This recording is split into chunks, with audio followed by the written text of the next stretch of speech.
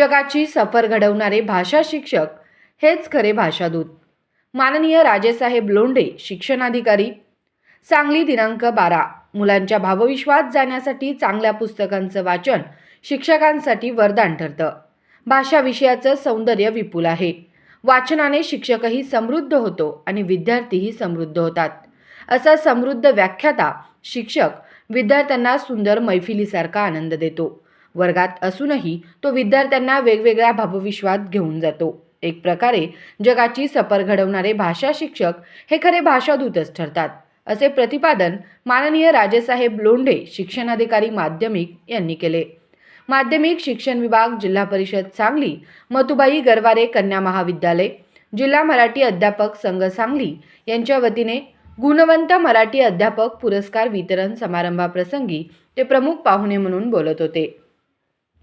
अध्यक्षस्थानी women's education सोसायटीच्या अध्यक्षा डॉक्टर लता देशपांडे, तर प्रमुख उपस्थिती प्राचार्य डॉक्टर अनिल सुगते व साहित्यिक प्राध्यापक सुभाष कवडे यांची होती.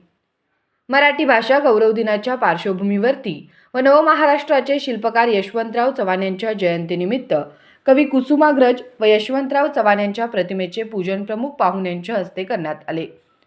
प्रास्ताविक अध्यापक संघाचे अध्यक्ष श्री विठ्ठल मोहिते यांनी केले.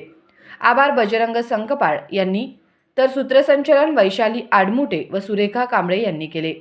भाषा गौरव दिनाच्या पार्श्वभूमीवर आयोजित विद्यार्थी शिक्षक कवी संमेलनामध्ये कुमारी कल्याणी जोशी, कुमारी अंजली भाट, सौ सुरेखा कांबळे, माधव सूर्यवंशी, अश्विनी पाटील, शाहीर पाटील यांनी कविता सादर केल्या.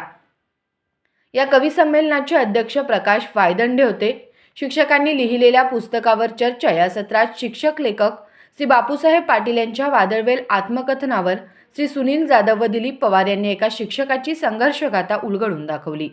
तर साहित्यिक प्राध्यापक सुभाष कवडे यांनी कवी प्रकाश वायदंडे यांच्या आयुष्याचे पुस्तक माझे या कविता संग्रहाचे वेगळेपण व त्यातील सौंदर्य स्थळे स्पष्ट केली.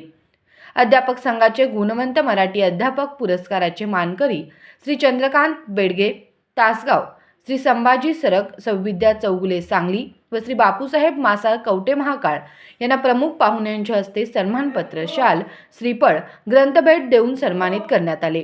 मानपत्राचे वाचन अनुक्रमे रमेश पाटील, महादेव चौगुले, वैशाली आडमुटे, सुरेखा कांबळे यांनी केले.